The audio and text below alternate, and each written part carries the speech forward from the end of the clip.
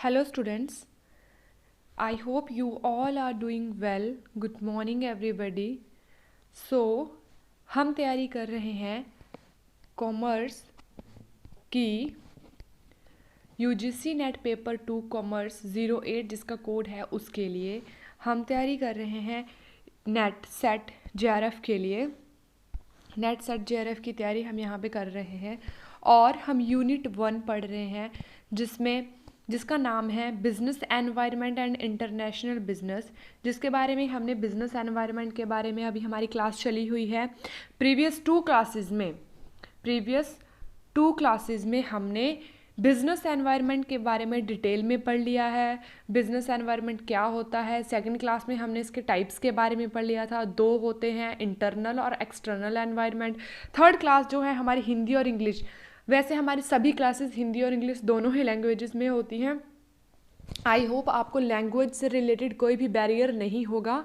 हमारी third class में आज हम इकोनॉमिक एनवायरनमेंट को थोड़ा डिटेल में पढ़ेंगे, क्योंकि एनटीए जो है आपसे बिजनेस इकोनॉमिक में आपसे बिजनेस एनवायरनमेंट में इकोनॉमिक एनवायरनमेंट से वो आपसे बहुत डीपली क्वेश्चन आ जाता है कभी कभी। वैसे तो नहीं आता है वैसे, बट लेकिन हम क्योंकि हमारे सिलेबस में ये है तो हम इसको छोड़ेंगे नहीं, पढ़ेंगे।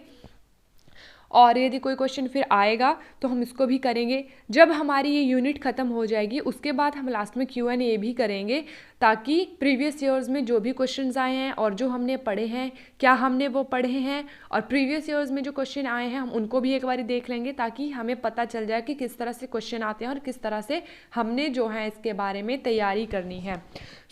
आज की क्लास हमारी रहेगी इकोनॉमिक एनवायरनमेंट के बारे में थोड़ा डिटेल में, जिसके बारे में इकोनॉमिक सिस्टम के बारे में, जिसके बारे में जो 3 इकोनॉमिक सिस्टम होते हैं उनकी करैक्टरिस्टिक्स के बारे में आज हम पढ़ेंगे। आज हम क्लास थोड़ी छोटी ही रखेंगे और कल की क्लास में सिर्फ इसके बाद एक क्लास होगी। फिर हमारा ये यूनिट 1 का एक चैप्टर हमारा ख़त्म हो जाएगा, फिर हमारा सेकेंड चैप्टर चलेगा, और जब हमारी यूनिट ख़त्म हो जाएगी फिर उसके बाद हम प्रीवियस ईयर्स में जो क्वेश्चन आए हैं उनको करेंगे।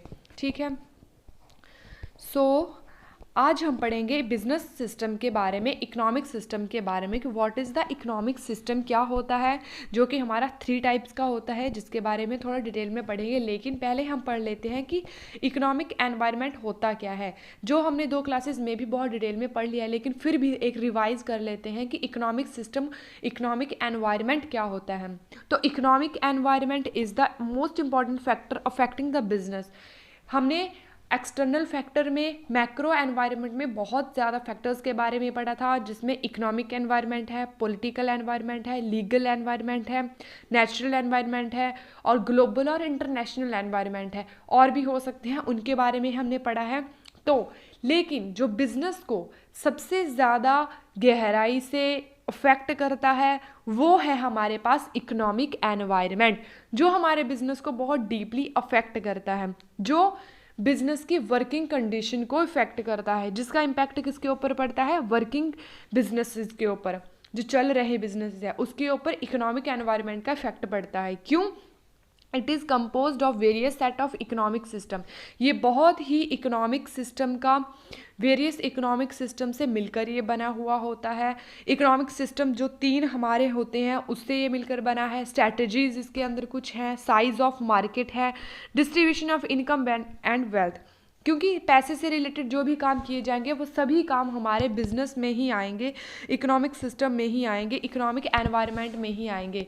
तो distribution of income and wealth, infrastructure facility of the country, ये सब डिसीजन जो होते हैं, ये सब बातें, ये सब चीज़ें हमारी इकोनॉमिक एनवायरनमेंट में आती है। और इकोनॉमिक एनवायरनमेंट हमारा एक ऐसा फैक्टर होता है जो हमारे बिजनेसेस को बहुत मोस्ट इम्पॉर्टेंटली अफेक्ट करता है। जो याद रखने वाली चीज़ है वो सिर्फ यही है। नेक्स्ट हमारे पास आता है करैक्टरिस्टिक्स ऑफ इकोनॉमिक एनवायरनमेंट। अब करैक्टरिस्टिक्स के बारे में हम पढ़ लेते हैं कि हमारी करैक्टरिस्टिक्स क्या क्या होती हैं। तो it analyse availability of capital, क्योंकि इकोनॉमी में हम कैपिटल की ही बात करते हैं। ये इस चीज़ के ऊपर ये ध्यान रखता है कि जो हमारा अवेलेबिलिटी है कैपिटल की वो सही प्रकार से हो रही है या नहीं हो रही है, क्या कंट्री के अंदर कैपिटल जितनी चाहिए उतनी मौजूद है, कम है, ज़्यादा है, किस तरह की कैपिटल है, उसके बारे में जो है ये पता करते हैं, उसके बारे में अवेलेबिलिटी का एनालिसिस करते हैं। ये काम किसका होता है? इकोनॉमिक एनवायरनमेंट का। और ये सिंबल होता है प्लान्ड इकोनॉमी का, जिसका अभिप्राय ये होता है कि अगर एक इकोनॉमी अच्छे तरह से सिस्टमेटिक वे में काम कर रही है तो उसका मतलब होता है कि ये प्लान्ड इकोनॉमी है। ये इस चीज़ का सिंबल होता है कि ये प्लान इकोनॉमी में काम किया जा रहा है। जैसे बजट बनाया जाता है, एक साल के लिए बजट बनाया जाता है, जो भी काम किए जाते हैं वो एक प्लान्ड वे में होते हैं। उसी तरह हमारी इकोनॉमी में भी ये इस चीज़ का सिंबल होता है कि जो हमारा इकोनॉमिक्स एनवायरनमेंट होता है वो हमारा प्लान्ड इकोनॉमी का एक हिस्सा होता है, इकोनॉमिक एनवायरनमेंट। थर्ड वन आता है it helps in business balances distribution of income and wealth. ये क्या करता है? इनकम एंड वेल्थ को बैलेंस्ड वे में डिस्ट्रीब्यूट करता है ऑल ओवर द कंट्री। जितने भी इनकम एंड वेल्थ होगी उसको ये डिस्ट्रीब्यूट करेगा, कहीं पर ज़्यादा नहीं होनी चाहिए, कम नहीं होनी चाहिए, जहाँ पर इसकी ज़रूरत है वहाँ पर इसको ईजिली अवेलेबल करवाया जाता है। नेक्स्ट इसका पॉइंट आता है कि it provide convenient direction of income activities, की कहाँ पर इनकम का यूज़ होगा, कितनी मात्रा में होगा, कौन से सेक्टर के लिए इनकम की अवेलेबिलिटी है, ये कन्वीनियंटली डायरेक्शन प्रोवाइड करता है इनकम एक्टिविटीज़ के लिए। It is affected by government policies, और ये गवर्नमेंट की पॉलिसी से अफेक्ट होता है। क्यों अफेक्टेड होता है? क्यों? क्योंकि ये मैक्रो लेवल के ऊपर होता है और इसमें जो रूल्स एंड रेगुलेशन होते हैं वो हमारे सेंटर के होते हैं, सरकार के होते हैं, इसीलिए ये गवर्नमेंट पॉलिसी से अफेक्टेड होता है। It is depends on basic availability. Basic availability में हमारे पास क्या आता है? इनकम आता है, वेल्थ आता है, उसकी अवेलेबिलिटी के ऊपर ये डिपेंड होता है। नेक्स्ट आता है it can change time to time. क्यों? क्योंकि ये टाइम टू टाइम चेंज होता रहता है। कैसे चेंज होगा? क्योंकि हमारी इनकम वेल्थ वेरी करती है, हमारी गवर्नमेंट वो वेरी करती है, रूल्स एंड रेगुलेशंस वेरी करते हैं, इसीलिए इसको टाइम टू टाइम चेंज भी किया जा सकता है। नेक्स्ट हम पढ़ते हैं what is the economic system. अब इकोनॉमिक सिस्टम क्या होता है? इकोनॉमिक सिस्टम का मतलब ये होता है कि एक कंट्री के अंदर कितनी प्रोडक्शन होगी, किन वस्तुओं और सेवाओं की प्रोडक्शन होगी, कितनी मात्रा में प्रोडक्शन होगी, किसको डिस्ट्रीब्यूशन किया जाएगा, कंजम्पशन कौन करेगा वस्तुओं का, उन सब के डिसीजन जो आते हैं वो हमारे इकोनॉमिक सिस्टम के अंदर आते हैं। जैसे उस अवस्था को कहते हैं जिसके माध्यम से एक देश या समाज अपने संसाधनों का प्रोडक्शन करता है, डिस्ट्रीब्यूशन करता है और कंजम्पशन करता है। यह प्रणाली यह तय करती है कि कौन से सामान मतलब गुड्स एंड सर्विसेज बनाई जाएंगी, उनका डिस्ट्रीब्यूशन कैसे होगा और किससे उपलब्ध करवाई जाएगी। तो प्रोडक्शन करने से रिलेटेड, डिस्ट्रीब्यूशन करने से रिलेटेड, कंजम्पशन करने से रिलेटेड, किसको करना है, कितना करना है, कब करना है, जो ये सब डिसीजन लिए जाते हैं इनको आप बोलते हो इकोनॉमिक सिस्टम। ये एक प्रणाली का हिस्सा होता है। प्रोडक्शन कर लिया, उसके बाद इसको डिस्ट्रीब्यूट किया, ये एक प्रोसेस में काम आता है, ये एक सिस्टम में काम आता है, इसलिए इसको हम एक प्रणाली बोलते हैं। ठीक है। इकोनॉमिक सिस्टम हमारा 3 तरह का होता है, capitalistic economy, socialistic economy and mixed economy. Capitalistic economy को आप प्राइवेटाइजेशन भी बोलते हो, ठीक है।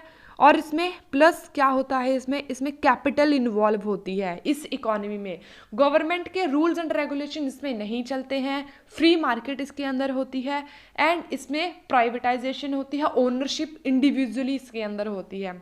सोशलिस्टिक में क्या होता है, गवर्नमेंट इसको रूल करती है, प्राइस डिटर्मिनेशन गवर्नमेंट के द्वारा किया जाता है, किन चीज़ों का प्रोडक्शन करना है, किसको करना है, कितनी मात्रा में करना है, ये सब रूल्स एंड रेगुलेशन हमारी गवर्नमेंट ही बनाती है। मिक्स्ड इकोनॉमी क्या होती है, हमारी कैपिटलिस्टिक इकोनॉमी और हमारी सोशलिस्टिक इकोनॉमी का जो कॉम्बिनेशन होता है उसको हम बोलते हैं मिक्स्ड इकोनॉमी। जैसे हमारी इंडिया की इकोनॉमी है, इंडिया की इकोनॉमी हमारी मिक्स्ड इकोनॉमी है, ठीक है। तो इससे हम समझ सकते हैं कैपिटलिस्टिक में कैपिटल की बात आ गई, सोशलिस्टिक में गवर्नमेंट की बात आ गई, मिक्स्ड इकोनॉमी में दोनों की बात आ गई। इसीलिए मिक्स्ड इकोनॉमी हमारी इंडिया की इकोनॉमी है जिसमें कुछ कंट्रीब्यूशन हमारा सरकार का होता है, कुछ कंट्रीब्यूशन हमारे प्राइवेट ओनरशिप्स का होता है। अब हम इसको थोड़ा डिटेल में पढ़ेंगे कि हमारी मुख्य आर्थिक प्रणालियाँ कौन सी हैं। 3 हैं जिसके बारे में हमारा कैपिटलिस्टिक, सोशलिज्म और हमारा थर्ड वन है मिक्स्ड। अब जैसे the economic system in which units और factor of production are privately owned and governed is called capitalism economy. जिसको प्राइवेटली ओन किया जाता है और गवर्न की जाती है, मतलब जो प्रोवाइड करवाई जाती है किसके द्वारा, प्राइवेट के द्वारा, प्राइवेटाइजेशन के द्वारा, ओनरशिप के द्वारा, उसको हम बोलते हैं कैपिटलाइजेशन। इसमें क्या होता है, ओनरशिप किसकी होती है, फ्री मार्केट ओनरशिप होती है हमारे प्राइवेट लोगों की, जिनके बिजनेसेस होते हैं, जिनका एंटायर सिस्टम होता है, निजी स्वामित्व तो इसमें होता है, इंडिविजुअली होता है, मार्केट फ्री होती है। फ्री मार्केट का मतलब होता है कि इजीली इंडस्ट्रीज आ सकती हैं, इजीली इंडस्ट्रीज छोड़कर जा सकती है मार्केट को। इसको हम कैपिटलिज्म बोलते हैं, जो हमारे इंडिया के अंदर प्रचलित नहीं है। ये कैपिटलिज्म इकोनॉमी में बहुत ज़्यादा फ्लो हमारे बहुत ज़्यादा फ्लो हमारे कैपिटल का होता है। इसीलिए ऐसी वाली इकोनॉमी कहाँ पर होती है, जो डेवलप कंट्री है वहाँ पर ऐसी इकोनॉमी का यूज़ किया जाता है। सेकंड वन हमारे पास आता है सोशलिज्म। सोशलिज्म का मतलब होता है इसमें जो भी प्रोडक्शन किया जाएगा वो अपने रिसोर्सेज को ध्यान में रख कर किया जाएगा, और जितने भी एक कंट्री के पास रिसोर्सेज होते हैं उसके ऊपर पूरा के पूरा कंट्रोल किसका होता है, ऐसी इकोनॉमी में गवर्नमेंट के पास इसका ओनरशिप होती है, इसका कंट्रोल होता है।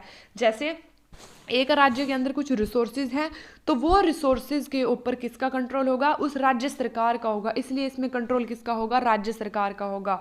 All the economic activities of the country are controlled and regulated by the government in the interest of public. किस तरह की पब्लिक वस्तुओं और सेवाओं की डिमांड करती है उसके बेसिस के ऊपर, और किस तरह से रेगुलेट किया जाएगा, कंट्रोल किया जाएगा, ये सब काम कौन करेगा, हमारी गवर्नमेंट करती है, इसको सब गवर्नमेंट देखती है। थर्ड वन हमारे पास आता है मिक्स्ड इकोनॉमी, जो हमारी इंडिया की इकोनॉमी है। इंडिया में कैसी इकोनॉमी है, मिक्स्ड इकोनॉमी है। इंडिया में मिक्स्ड इकोनॉमी है जिसमें कुछ हमारा हिस्सा कैपिटलिज्म का होता है, कुछ हमारा गवर्नमेंट का होता है, जिसको पूंजीवादी और समाजवादी दोनों का मिश्रण होता है, यानी कुछ सरकारी क्षेत्र के नियंत्रण में है, कुछ निजी क्षेत्र के नियंत्रण में है। जैसे सरकारी क्षेत्र के नियंत्रण में जैसे रेलवे है, रेलवे पूरी तरह से किसके क्षेत्र में है, किसके कंट्रोल में है, सरकार के कंट्रोल में है। और अदर कुछ चीज़ें हैं, बिजली बोर्ड है वो भी सरकार के कंट्रोल में है, और कुछ अगर है वो इसके बियॉन्ड अगर कुछ बच जाता है, केवल 5 ही ऐसी अब हमारे पास इंडस्ट्रीज बची हैं जो हमारे गवर्नमेंट ओन करती है, बाकी और जितनी भी हैं उसको प्राइवेटली ओन्ड किया जाता है ना। तो प्राइवेटली ओन, जैसे अब स्कूल वगैरह वो भी प्राइवेटली ही करने की कोशिश की जा रही है। तो उसी तरह से कुछ हमारा हिस्सा सरकार ओन करती है, कुछ हिस्सा हमारी कौन करती है, प्राइवेट ऑर्गेनाइजेशन जिसको ओन करती है, उसको हम बोलते हैं मिक्स्ड इकोनॉमी। अब थोड़ा और डिटेल में इसको हम पढ़ते हैं कैपिटलिज्म, क्योंकि इससे क्वेश्चन हमारे को आता है कि व्हाट इज़ द कैपिटलिज्म। तो जो कैपिटलिज्म में क्या होता है कि characteristics characterized by private ownership इसके अंदर होती है, फ्री मार्केट होती है, control production, control goods and services के ऊपर पूरी तरह से कंट्रोल किसका होता है, ओनर का ही होता है। फ्रीली मार्केट में कोई भी आ सकता है, कोई भी बिजनेस जा सकता है, किसी के ऊपर कोई भी रिस्ट्रिक्शन गवर्नमेंट के द्वारा नहीं लगाई जाती है। तो इसको हम बोलते हैं कैपिटलिज्म, मतलब जिसमें जो भी हमारे कारखाने, भूमि, संसाधन, रिसोर्सेज जितने भी होंगे उसको ईजिली आप खरीद सकते हो, बेच सकते हो, जिसका भी वो है, जिसकी उसके ऊपर ओनरशिप होती है।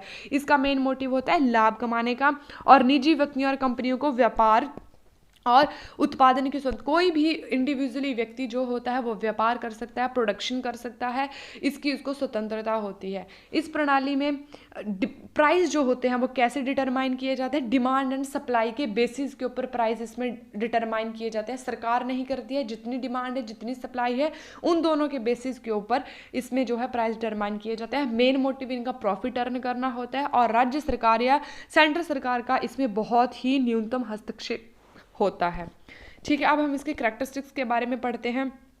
तो इसके कैरेक्टरिस्टिक्स क्या है कि इसके राइट ऑफ ओन कैपिटल, इसमें जो संपत्ति के ऊपर अधिकार होता है वो ओनर का होता है। जब चाहिए फैक्ट्री, भूमि, मशीनें, ये सब किसकी अंडर आती है, ओनरशिप के अंदर, इंडिविजुअल ओनरशिप के अंदर आती है। वो जब चाहे इसको खरीद सकता है, जब चाहे इसको बेच सकता है, व्यापार कर सकता है, एक्सचेंज कर सकता है, उसके खुद के ऊपर निर्भर करता है कि जब चाहे जैसा चाहे वो उसको वैसा ही कर सकता है। नेक्स्ट पॉइंट हमारे पास आता है प्राइस डिटर्मिनेशन। तो हमारी कैपिटलिस्टिक इकोनॉमी में प्राइस डिटर्मिनेशन कैसे होता है, जहाँ पर मार्केट सप्लाई और मार्केट डिमांड जहाँ पर होती है, जैसे ये है हमारे पास, ये हमारे पास सप्लाई है, ये हमारे पास डिमांड है। जो हमारा यहाँ पे ये यहाँ पर क्या किया जाएगा, यहाँ पर प्राइस डिटरमाइन किया जाएगा। ये हमारे पास सप्लाई मिल गई, ये हमारे पास डिमांड यहाँ पे मिल गई, जहाँ पर ये दोनों आपस में करती हैं वहाँ पर हमारा प्राइस डिटरमाइन होता है। इस बिंदु को आप बोलोगे प्राइस डिटर्मिनेशन बिंदु। और नेक्स्ट है हमारे पास, जब मांग अधिक होती है तो मूल्य बढ़ते हैं। मतलब जब हमारी डिमांड बढ़ेगी तब हमारे प्राइस बढ़ेंगे। क्यों? क्योंकि हमारे पास सप्लाई सीमित है, सप्लाई को हम उस शॉर्ट पीरियड में नहीं बढ़ा सकते हैं, इसलिए हमारी डिमांड ज़्यादा हो रही है तो हमारे प्राइस बढ़ जाएंगे। जैसे हमारी सप्लाई अधिक होगी तो प्राइस हमारे कम हो जाएंगे। सप्लाई अगर हमारी अधिक होती है तो प्राइस हमारे कम हो जाएंगे। कैसे होंगे? ये सप्लाई में आएगा और ये हमारे डिमांड में आएगा। क्यों आएगा? सप्लाई जब बहुत ज़्यादा मार्केट के अंदर हो जाएगी तब लोग जो हैं उस चीज़ की डिमांड नहीं करेंगे, वो वहाँ से लेना प्रेफर करेंगे जहाँ पर कम प्राइस के ऊपर वो चीज़ मिलेगी। क्यों? क्योंकि सप्लाई तो बहुत ज़्यादा मार्केट के अंदर हो रही है, इसीलिए इसके प्राइस जो होते हैं कम हो जाते हैं, जिसकी एक्सेस सप्लाई होती है। तो ये याद रखने वाली चीज़ है कि प्राइस डिटर्मिनेशन हमारा कैपिटलिज्म इकोनॉमी में किस तरह से होता है।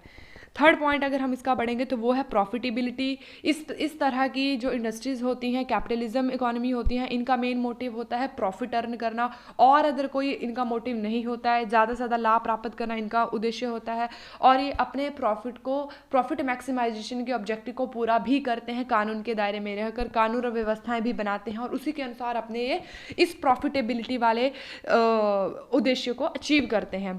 नेक्स्ट वन हमारे पास आता है फ्री कंपटीशन, जिसका मतलब होता है कि हमारी जो कैपिटलिस्टिक इकोनॉमी होती है उसके अंदर फ्री कंपटीशन होता है। इजीली मार्केट के अंदर, मतलब कंपटीशन क्या होता है? फ्रीली होता है, प्रतिस्पर्धा करने की पूरी इसमें इनको जो है वो पूरी स्वतंत्रता दी जाती है। इसमें आप कंपटीशन किस तरह से कर सकते हो? या तो आप अपने प्रोडक्ट में नवाचार लेके आओ, या गुणवत्ता में आप सुधार करो, या कीमतों को कम करो। इस तरह से तो कंपटीशन होगा। इनोवेशन में क्या होगा? इनोवेशन में आप ये करोगे कि आप पैकेजिंग को चेंज कर दोगे, आप क्वालिटी को बहुत अच्छा बना दोगे, है ना, या आप अपने प्रोडक्ट की प्राइस को कम कर दोगे दूसरे के बिहाफ के ऊपर। जैसे दूसरी हमारी कंपटीटर कंपनी है, उसके जितना उसके प्राइस है उससे थोड़े कम प्राइसेस कर दो, तब भी कंपटीशन को आप बढ़ा सकते हो। तो फ्रीली कंपटीशन हमारे कैपिटलिज्म इकोनॉमी के अंदर होता है। फिर आता है लेस गवर्नमेंट इंटरफेयर, जिसके बारे में हमने पहले ही पढ़ा है। कैपिटलिज्म इकोनॉमी एक ऐसी इकोनॉमी होती है जहाँ पर सरकार का हस्तक्षेप बिल्कुल सीमित होता है। अधिकांश निर्णय निजी क्षेत्र द्वारा स्वयं से लिए जाते हैं। उसी तरह जॉब एंड एम्प्लॉयमेंट, ये भी इंपॉर्टेंट पॉइंट होता है कि कैपिटलिज्म इकोनॉमी में जॉब एंड एम्प्लॉयमेंट किस तरह से मिलती है। तो कैपिटलिज्म इकोनॉमी में जॉब एंड एम्प्लॉयमेंट जो मिलता है वो अपनी क्षमताओं के आधार पर मिलता है, जिसमें लोगों में जो क्षमता है, जो उनमें एबिलिटी है, स्किल्स है, उसके बेसिस के ऊपर इनको जो है वो रोजगार मिलता है। क्यों? क्योंकि इन प्रकार की इंडस्ट्री का मेन मोटिव होता है प्रॉफिट अर्न करना, लाभ अर्जित करने के लिए ही कर्मचारियों को नियुक्त करते हैं। ये केवल उन्हीं ही कर्मचारियों को नियुक्त करते हैं जो स्किलफुल होते हैं, जो ऑर्गेनाइजेशन के लिए अपनी पूरी कॉम्पिटेंस के साथ, कमिटमेंट के साथ, एटीट्यूड के साथ, बिलीफ के साथ काम कर पाएंगे। तो ये उन्हीं को ही रखते हैं अपने बिजनेसेस के अंदर।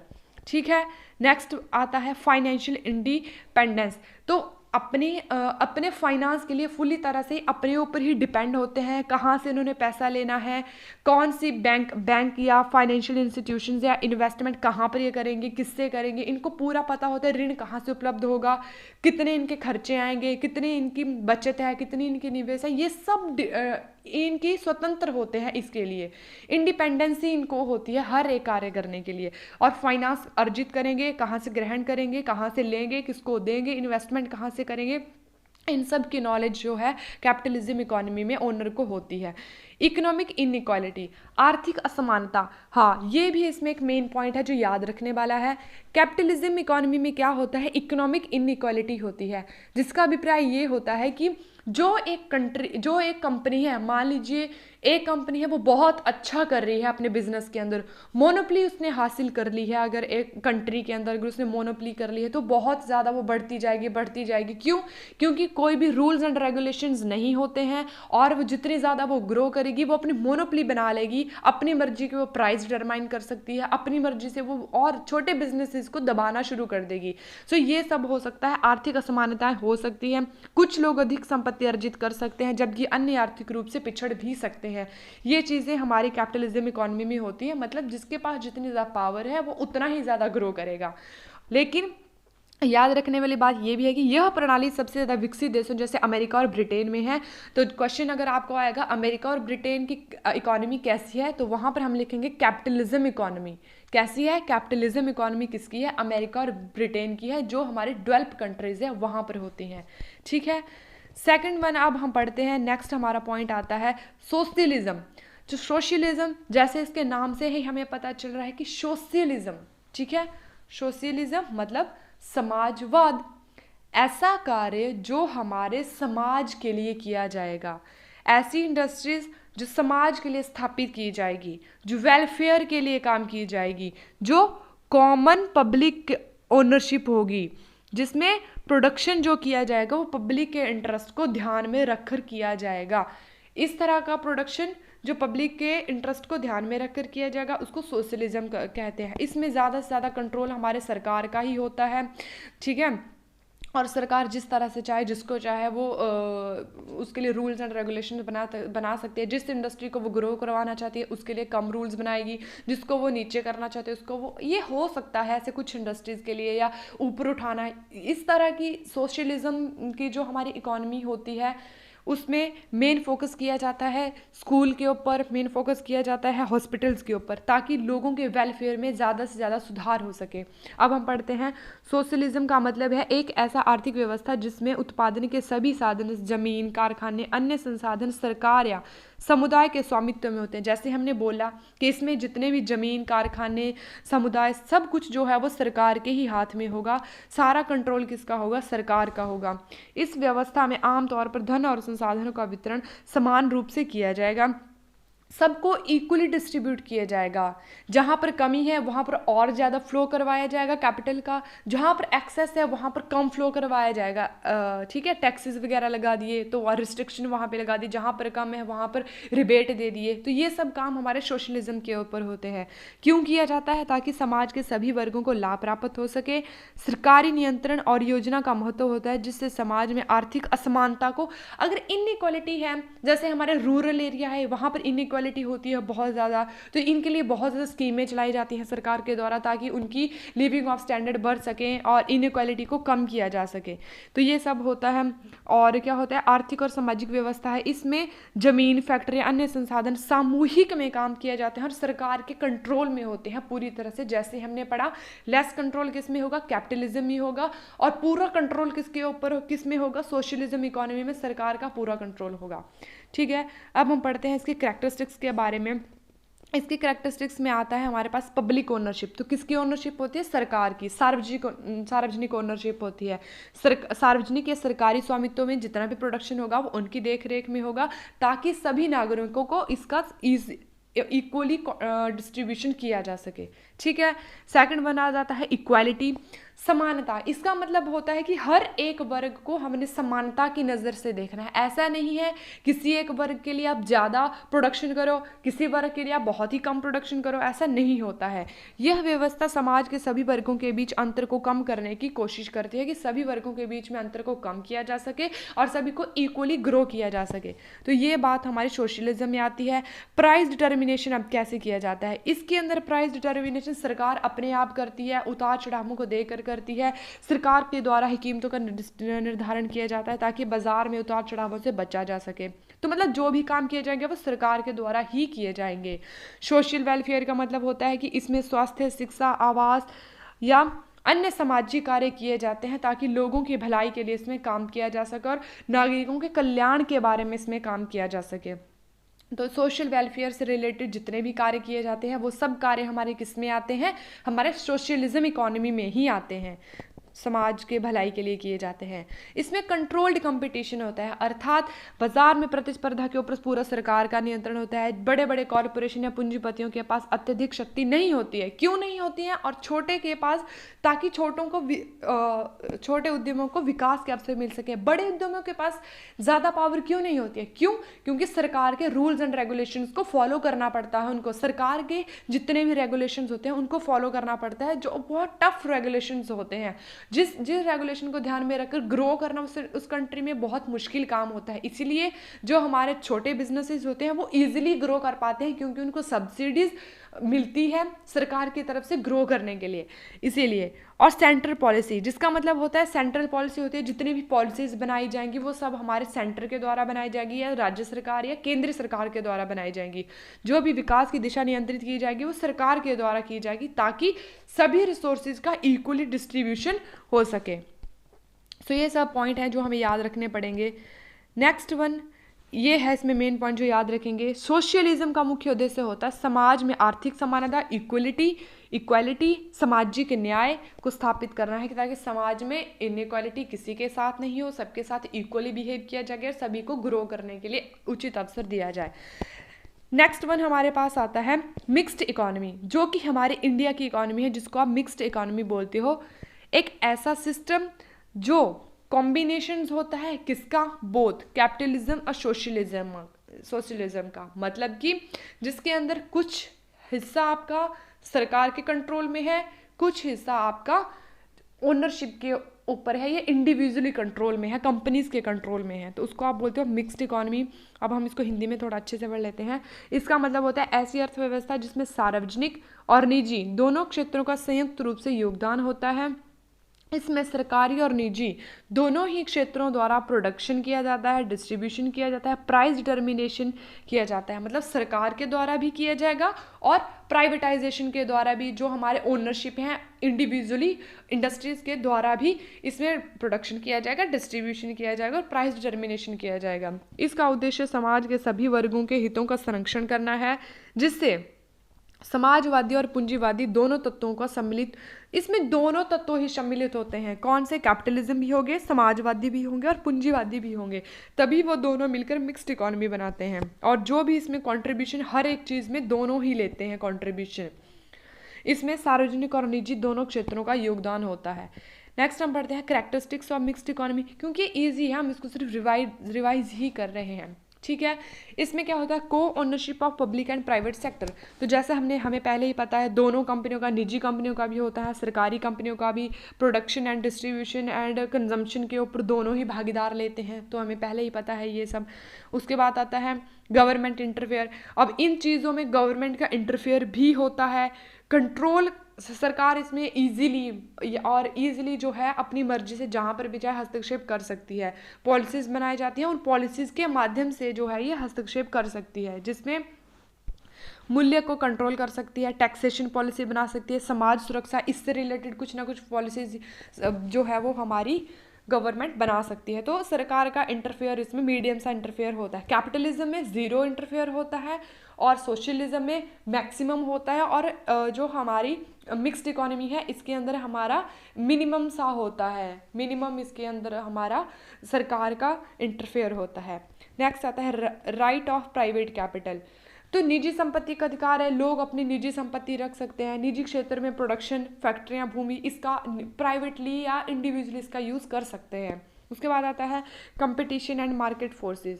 तो निजी क्षेत्रों के व्यवसायों के बीच में प्रतिस्पर्धा होती है, कंपटीशन होता है मार्केट फोर्सेस के ऊपर। मार्केट के अंदर मार्केट फोर्सेस बहुत ही ज़्यादा कंपटीशन जो होता है मिक्स्ड इकोनॉमी में होता है। क्यों? इंडस्ट्रीज़ को फ्रीली मार्केट में वो मूव कर सकते हैं, तो इसलिए कंपटीशन को वो बढ़ाती हैं, है ना।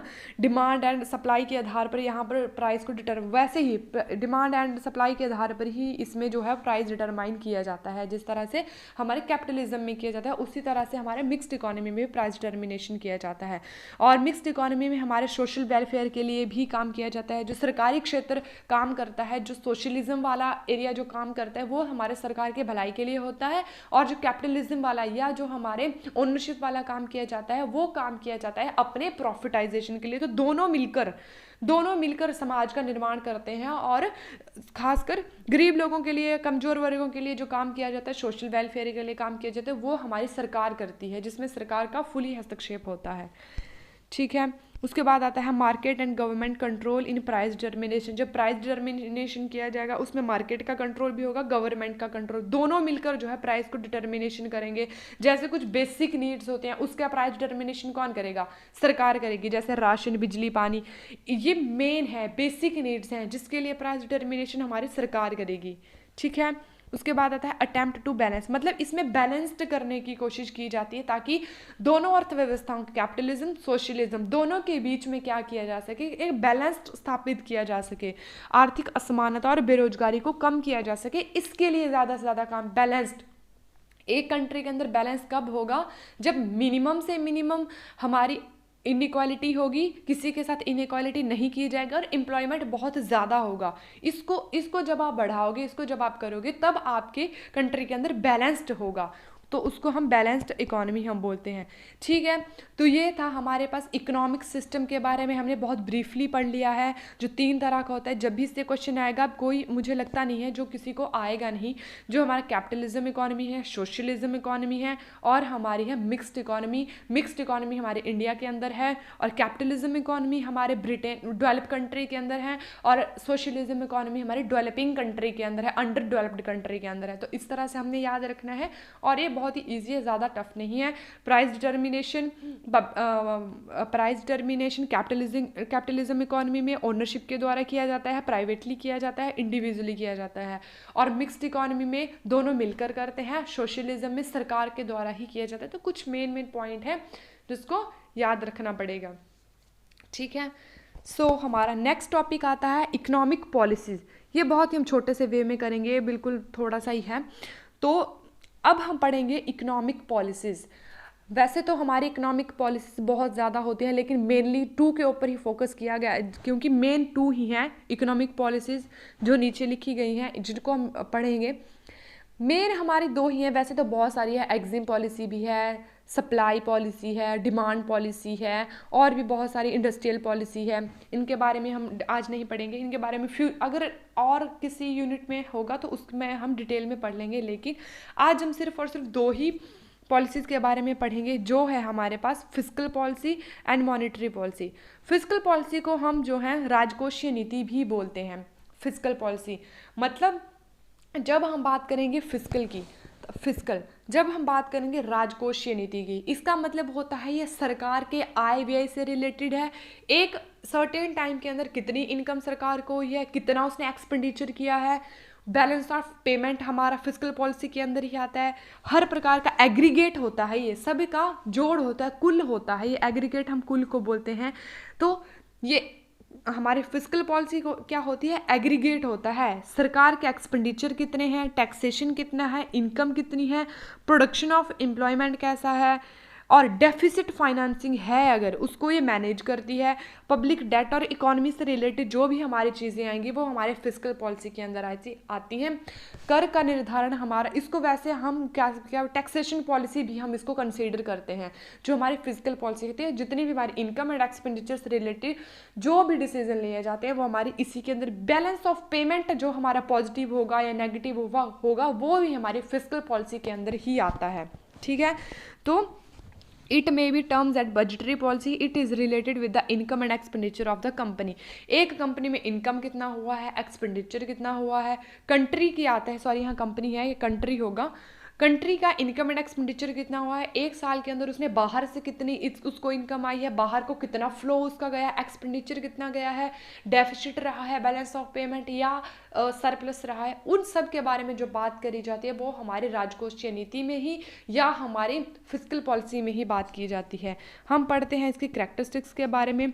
तो physical policy was implemented for promotion of import and export. सही बात है कि राजकोषीय नीति हमारे इम्पोर्ट एंड एक्सपोर्ट के लिए ही यूज़ करी जाती है, क्योंकि इम्पोर्ट एंड एक्सपोर्ट ही होगा ना, देश की सीमा के बाहर ही तो हम इनकम वहीं से आएगी और वहीं को हमारा एक्सपेंडिचर होगा। अगर हम कोई चीज़ इम्पोर्ट करते हैं तो हमारा कैश का फ्लो बाहर की तरफ होगा, है ना। तो गया पैसा गया वो एक्सपेंडिचर हो गया। जैसे हमने कुछ चीज़ एक्सपोर्ट करी, एक्सपोर्ट करने से हमारी पैसा किसको आया, इनकम हुई। तो वही होता है, एक सर्टेन पीरियड के अंदर इनकम कितनी हुई है, एक्सपेंडिचर कितना हुआ है। इनकम एंड एक्सपेंडिचर को एक सर्टेन टाइम के बाद देखा जाता है, फिर देखा जाता है बैलेंस ऑफ पेमेंट पॉजिटिव है या नेगेटिव है। ठीक है, तो यही होता है, ये एक साल के अंदर, ये एक सर्टेन टाइम के अंदर इंपोर्ट एंड एक्सपोर्ट ट्रेड कितना हुआ है एक कंट्री के अंदर, उसको ये देखता है। सेकंड पॉइंट इसके बाद आता है, fiscal policy was formulated to brings price stability and control of inflation. तो प्राइस को भी ये स्टेबल करता है एंड इन्फ्लेशन को भी कंट्रोल करने की कोशिश करता है fiscal policy. Fiscal policy emphasize on equitable distribution of income and wealth, कि इनकम एंड वेल्थ को इक्विटी मतलब इक्विटेबल, इक्वल रूप से आप सभी में जो है इसको एम्फेसाइज कर पाओ, उसके लिए फिस्कल पॉलिसी का निर्माण किया जाता है। फिर आता है fiscal policy reduce the deficit of balance of payment. अगर हमारे पास नेगेटिव है बैलेंस ऑफ पेमेंट, अगर हमारा नेगेटिव है तो उसको भी रिड्यूस करने का काम कौन करती है, फिस्कल पॉलिसी करती है, क्योंकि ये इनकम एंड एक्सपेंडिचर से रिलेटेड होती है, टैक्सेशन से रिलेटेड होती है, बजटरी पॉलिसी से रिलेटेड होती है। इसलिए इस तरह से बजट बनाती है ताकि बैलेंस ऑफ पेमेंट को कम किया जा सके। सो इस तरह के डिसीजन इसके अंदर लिए जाते हैं। नेक्स्ट पॉलिसी हमारे पास आती है मॉनेटरी पॉलिसी। मॉनेटरी पॉलिसी का मतलब होता है, जैसे इसके नाम से ही पता चलता है, मनी से रिलेटेड। इसको किसके द्वारा बनाया जाता है, इसको बनाया जाता है हमारे आरबीआई के द्वारा, जो सेंट्रल बैंक ऑफ कंट्री होता है, इसके द्वारा मॉनेटरी पॉलिसी को बनाया जाता है। ये ओवरऑल द कंट्री के बीच में कैपिटल की सप्लाई के ऊपर ध्यान रखती है कि कितनी सप्लाई कैपिटल की कब करनी है। जो भी इन्फ्लेशन डिफ्लेशन होती है, मुद्रास्फीति होती है, मुद्रा में कमी होती है, वो सब डिसीजन जो होते हैं मॉनेटरी पॉलिसी के अंदर ही लिए जाते हैं। देखिए जैसे मनी सप्लाई, ये जो है मनी सप्लाई की बात करता है, मनी सप्लाई और बैंक क्रेडिट की, बैंक में कितनी जमाएं हैं, कितने लोगों की कितनी जमाएं हैं, मनी की सप्लाई हमने कब और कहाँ और किसको कितनी करनी है, ये सब डिसीजन हमारे मॉनेटरी पॉलिसी के अंदर ही लिए जाते हैं। Changes of monetary policy can be made at time during, और मॉनेटरी पॉलिसी में एक टाइम के अंदर, एक साल के अंदर कभी भी कोई भी चेंजेस किया जा सकता है। ईजिली ये पॉसिबल है कि एक मॉनेटरी पॉलिसी में एक कंट्री के अंदर ड्यूरेशन ऑफ ईयर के अंदर कभी भी उसमें चेंजेस किए जाए। कभी इन्फ्लेशन हो सकती है, इन्फ्लेशन को कम करने के लिए आप इंटरेस्ट रेट को कम या ज़्यादा कर सकते हो। IRR होता है, उनको आप कम या ज़्यादा कर सकते हो। रेट ऑफ इंटरेस्ट कितना लगाना है उसके ऊपर कम या ज़्यादा कर सकते हो। तो ये सब डिसीजन जो लिए जाते हैं, जो repo rate and reverse repo rate होती है, ये सब डिसीजन हमारे RBI के द्वारा लिए जाते हैं, जो मॉनेटरी पॉलिसी से रिलेटेड होते हैं। लोग अपनी जमाओं को बैंक में जमा करते हैं और वहाँ से जमाओं से जो है इंटरेस्ट अर्न करते हैं। तो ये डिसीजन कितना इंटरेस्ट दिया जाएगा, फिक्स्ड के ऊपर कितना दिया जाएगा, रेगुलर के कितने ऊपर, करंट के ऊपर कितना, ये सब डिसीजन हमारे मॉनेटरी पॉलिसी के अंदर ही लिए जाते हैं। तो इसको हम मॉनेटरी पॉलिसी बोलते हैं। अब हम इसकी कुछ कैरेक्टरिस्टिक्स के बारे में पढ़ लेते हैं। इट प्रमोट क्या करता है, स्किल पेमेंट सिस्टम, कि किस तरह से हमने पेमेंट सिस्टम की जब बात आएगी तब मॉनेटरी पॉलिसी की बात आएगी, क्योंकि सप्लाई, मनी ऑफ सप्लाई को ये देखता है और एक सर्टेन टाइम के अंदर किस तरह से पेमेंट सिस्टम बनाना है, ये सब कार्य जो है मॉनेटरी पॉलिसी के अंदर किया जाता है, RBI के अंडर किया जाता है। ये क्या करता है, कलेक्शन ऑफ सेविंग, लोगों की सेविंग को बैंकों में ये स्वीकार करता है एंड उसके बदले में उनकी सेविंग को अपने पास रखता है और उसको उसके बदले में इंटरेस्ट देता है। रेज करता है नेशनल इनकम को। Main objective of monetary policy का सबसे मेन ऑब्जेक्टिव यही होता है कि ये नेशनल इनकम को रेज करता है, क्योंकि ये लोगों के पैसों को लेता है, बैंक जमा करता है और उसको कहीं इन्वेस्ट करता है ताकि उससे बहुत ज़्यादा मात्रा में इंटरेस्ट आए और लोगों को प्रॉफिट हो। ठीक है, इस तरह से इसका काम किया जाता है। Monetary policy provide stability in exchange rate, तो मॉनेटरी पॉलिसी एक्सचेंज रेट में जो विनिमय दर होती है उसको भी ये देखती है, विदेशों से कितना पैसा आ रहा है, कितना पैसा वहाँ पर जा रहा है। तो एक्सचेंज रेट में स्टेबिलिटी का ध्यान भी कौन रखेगा, हमारी मॉनेटरी पॉलिसी ही रखेगी। तो ठीक है क्लास, आज के लिए बस इतना ही, यही बहुत हो गया है। कल की क्लास में हम इस यूनिट को, इस चैप्टर को ख़त्म कर देंगे, उसके बाद हम सेकंड चैप्टर से स्टार्ट करेंगे। ठीक है, so thanks for watching, like share and subscribe. अगर आपको अच्छा लगा होगा तो लाइक कीजिएगा, शेयर एंड सब्सक्राइब कीजिएगा और नेक्स्ट की क्लासेस के लिए मेरे साथ जुड़े रहिएगा। Thank you so much.